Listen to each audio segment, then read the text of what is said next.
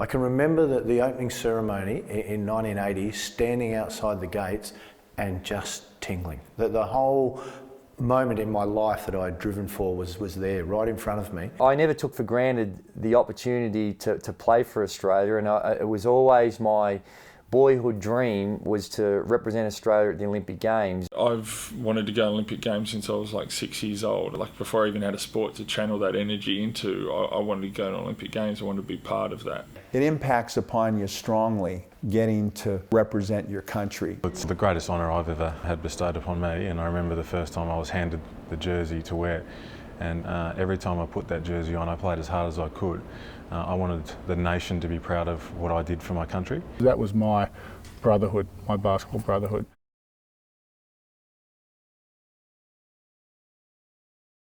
Even in the early days, it was said of the Australian basketballers that they had a strength and ruggedness matched by a grace and speed that could trouble the established powerhouses of the game. But how did an isolated nation of punters, lovers of the sun, surf and the green grass of the outdoors, ever rise to be so revered in this new indoor game sweeping the world? Few would have seen it coming in the 1950s, but as the host nation of the 1956 Olympics in Melbourne, a national team was quickly assembled amid some raw beginnings, and a program, albeit under less than ideal circumstances, was taking shape.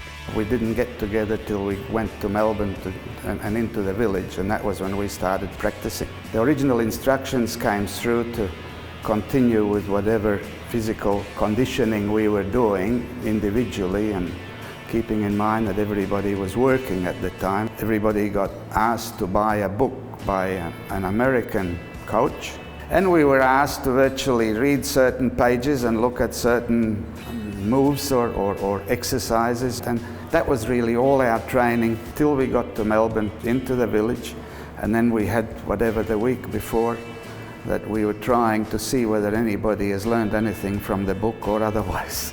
The 1960s were initially shaped by rivalries between dominant states.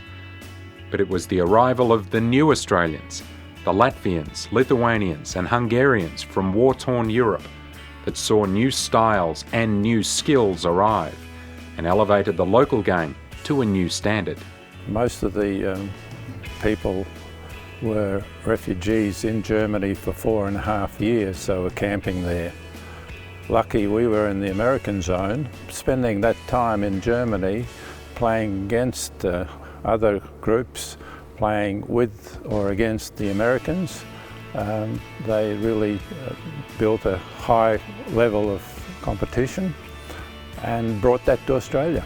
The 60s still featured some teething issues, but a standout result at the Tokyo Olympics put Australia inside the world's top 10 and laid the foundation for a future built around a rugged defensive structure. In 1960 in Rome, we had no clue on how to play defence. Our footwork was terrible, and if somebody wanted to run past us, they could, because we didn't react the way we should. Don Hogan from San Jose High School was the visiting coach, and he'd been around Australia and was on his way home, but he was there for 3 days and introduced to the squad a lot of defensive drills that were designed to condition our muscles and our body so that when our mind said move, the body moved when it's supposed to. And that's what carried us through. We had the best defensive record in the pre-Olympic tournament, and we had, as I understand, the third best defensive record in the Olympic Games proper. Basketball was on the rise nationwide, and the American influences added momentum to the Lindsay Gaze-led teams into the next decade. The expectations of the national team in 1972 were very, very low. When we went to Munich, we played some warm-up games, and it set tongues wagging a little bit when we beat Yugoslavia in one of these warm-up games. Those Olympics was probably, discounting Tokyo, which was something of a revelation at that time as well, that we were able to compete pretty favourably there.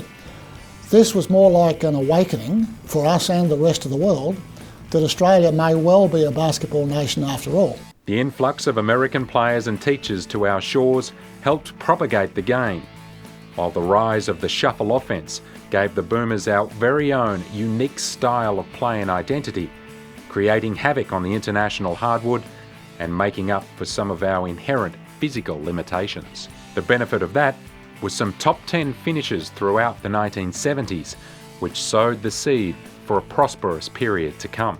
When you're up against players where our tallest is equal to their smallest, if you try to beat them in their own game, you're blowing in the wind. So it's not going to happen. But we found that we gave some of those teams nightmares in bringing their big players away from the basket, being able to identify players that we can go to for high percentage opportunities because of their skill. And it meant that we were always very competitive and annoying to the opposition because they didn't like chasing us around. That gave us a chance. Enter the 1980s. Wide-eyed fans were filling stadium seats, and basketball was the hottest ticket in town. The 80s was, that was the era. That was the most exciting time in basketball, I think, because of the development of the NBL. The game had started to become professional, probably about 1984. It was starting to head in that direction. The money was good, so we'd gone from being players that had held down jobs to part-time players to full-time players. So, the players now were able to spend more time on the court, more time in the weight room. So the game had evolved to a professional level, and obviously the more time you can put into the game, the better the players become. These guys were making a living out of it, a job out of it, and like it or not, that's inspirational when you're a young bloke looking around to see what's going on. And so the boomers, there was professional guys on it, but if you were a boomer, you had a chance to make a living out of basketball. And things started to galvanise, and suddenly the respect for Australian basketball, suddenly instead of the respect being just for Lindsay Gaze, because other countries had recognised what he was against and what a good coach he was, now the team and the players were getting respect, and Australia started to be feared. And suddenly Australia was a place to come and play your games, even though geographically so far to travel, teams would come to Australia to play us to prepare for the Olympic Games. The pivotal moment in all of that was when Australia played the Russians in a 6-match series twice in 2 years, in '87 and then again after that, because we played in front of full houses. And then we played in the Kareem series. That was the first game played at the tennis centre, and it was sold out. And all of a sudden, basketball was getting 15,000 people to a game. And that, I think that, a lot of people say or believe that the NBL gets all the credit for what happened in the 80s, and they did a marvellous job, and they did the day-to-day stuff. But I think those series with the Australian teams during that period really put basketball on the map. And it was the young guns of the 80s who took the lead, some of whom were groomed through the new AIS, and others who were cashing in on the dazzling new league that was spawned of the boom. Andrew Gaze was in his second Olympics. Phil Smythe was a real great Olympian at this time. Larry Senstock, we had Ray Borner and Wayne Carroll. We had that experience group, but then we had this marvellous little group of Bradke, Longley and Vlahoff, all who were 18, 19, 20 years of age. And that was extremely controversial in my choosing those particular players, because they never played in the NBL. They were still playing in college in America, but I knew that they would become, in my own mind, they would become greats of the game. Larry Senstock, who was an outstanding Olympian at 6'6", is competing against guys at 7'2", and suddenly we've got a 7'2" guy that can play, a 6'10" guy that can play, a physical, imposing Vlahoff that can defend Oscar Smits, the best scorers in the world, and intimidate them. Suddenly we had tools that we had lacked before, and that, along with the experience that we were able to blend with that, made the team a little unique at that time. In '88, we were considered an absolute significant upset to the rest of the world when we finished in the top 4. But from that point on, we'd gained the respect. I think we were the best prepared we'd ever been, and for a long time anyway. Other nations had taken notice of these 6-foot overachievers, but it was well into the 90s when all the stars aligned for the Boomers. Disappointed with the results of the 1992 Olympics, this core group of players, who had grown into the closest of friends, stood at the doorway to an unparalleled opportunity and what would become the watershed period for the Boomers program. One of the things that basketball did, that the Australian government did, that the Institute did, whoever the contributors were, I don't want to get them in the wrong order, But they really kept us together as a group. They invested a lot of time and energy in, I talked about the Brotherhood, in having that sense of group. It enabled us to have a long period of time where we have the nucleus of the team together. And because of that, and just through longevity, you get that understanding of your teammates. You learn not just about their basketball abilities, you learn about what makes them tick both on and off the floor. You really do need that core solidarity, I think, and stability, which we had in the 90s in terms of the starting group particularly, but also in the majority of the team, that we were able to hone ourselves into quite a very good unit. It doesn't work for everyone, it really worked for our national team, and so I think the fruit of that was that period you talk about in 96 and 2000. Atlanta could have been, because I felt, I looked at the age group of the players, I looked at the time that they'd been playing, the experience internationally that they'd had. I thought Atlanta could be ours. And we had that special moment against Croatia, which was a fantastic achievement. It was one of those games we always were in the contest, never a lot in it, had a bit of an advantage for most of it, but it come down to the dying moments where they were on a bit of a tear and reeled in a little bit of a lead, and it come down to a play where the scores were level, and I penetrated the ball and kicked it out to Tony Ronaldson in the corner, and Tony Ronaldson made the biggest shot of his life. And not only did he make the shot, he got fouled and went to the line and put the game beyond their reach. To go the next step, and we just missed. 3 points. I've never watched the video of that game even today. That is a game that I look back on that you lose a bit of sleep over, because that was our chance to finally win a medal, and it was a winnable game. Despite the disappointment of what might have been, this was the Boomers at their mountaintop thus far, and the call to be part of a home Olympic Games in Sydney was irresistible. Sydney, yes, I think we had the majority of players still around, but the competition, the field was tough. We went into the Sydney Games with great expectations, but with the genuine belief on the back of what happened in '96 that we could win a medal. And I think that sometimes that's a little harder to do, because not only was it an expectation amongst the group, the public expectation was probably even higher. We knew that if we played really well, we could possibly win a medal, but we also knew we could play unbelievably well and come up empty, given the nature of the opposition. We had our opportunities against France in that crossover game that unfortunately didn't go our way. Had we beaten France, we're playing for gold. It could have easily gone the other way. The semi-final game against France, Luke Longley did his knee. He missed a significant portion of that game and then wasn't there for the next game in the bronze medal game. And that was it's not an excuse, but it certainly provided a handicap for us, and we weren't able to eventually win a medal. But we had tremendous respect from every other team. Really, since '88, everyone was sort of like, geez, we were a team that no one wanted to play. Did we take our every opportunity? Yeah, look, I think we did. I mean, there was obviously, when you can go back and review, clearly we probably could have played better. We could have had a better offence or a better defence, and that's always 20/20 vision. But, I felt like we acquitted ourselves to a very high standard. I think we made Australia proud in how we discharged those responsibilities of wearing the green and gold, and at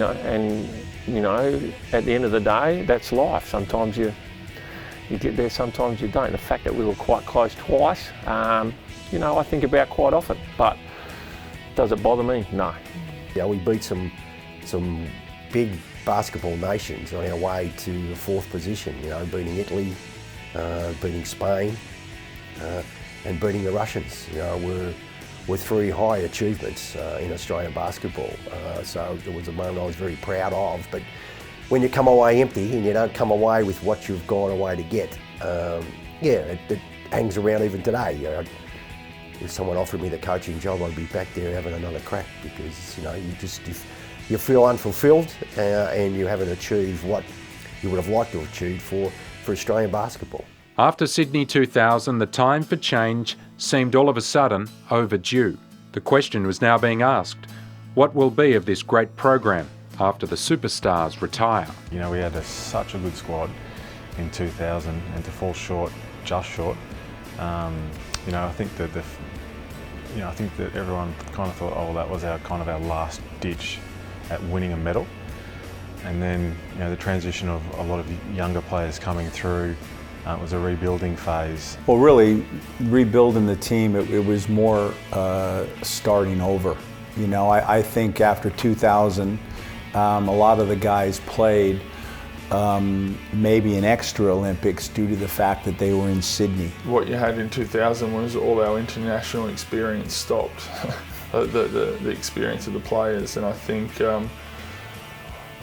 it's always a hard handover when you lose so many players, plus the level that those players were at, and then to also then follow up by missing the World Championship. So those players that were starting the next process didn't get a chance to play in a major competition.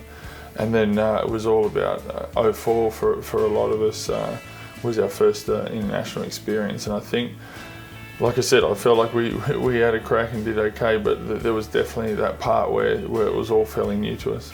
And then, yeah, come Athens, I think, you know, you go in with every intent to win a medal, but I think it was just more to get respect in the I guess, international realm again.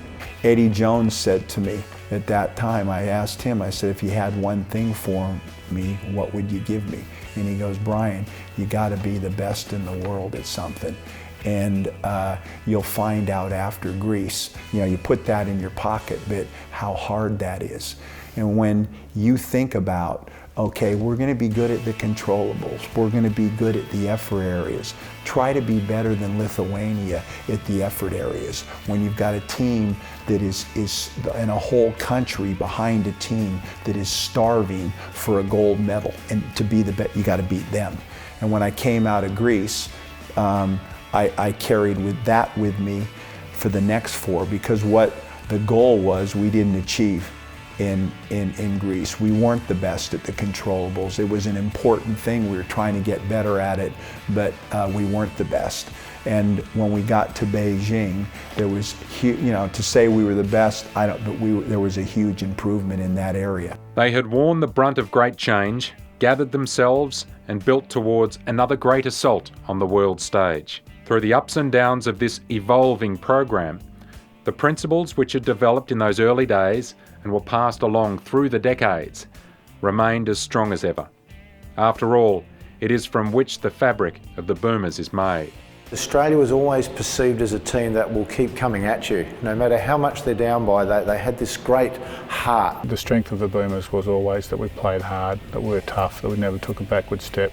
That was the trademark of the Boomers, and it still is. We get that respect because that's the way we play, and that's why I have nothing but respect from the people who played before us, because they set out the reputation and stuff like that. But when I come back to camp and obviously in a leadership role now, it's not like I feel like it's one of the last things you ever think about is actually drilling in, like to have a crack or something or play hard. I mean, yes, I know from playing overseas that that's what everyone thinks of Australians, and that's great, but it's not something that needs to be spoke about because it's the way we do it here, and so it's that's pretty much a given. This story of the Boomers is a sincere and stirring one, and still an unfinished one. Players united by boyhood dreams and the sense of brotherhood, achieving enormous things against the giants of the world. Undeterred, the aim remains the same as ever, that elusive Olympic Games medal in this great global game.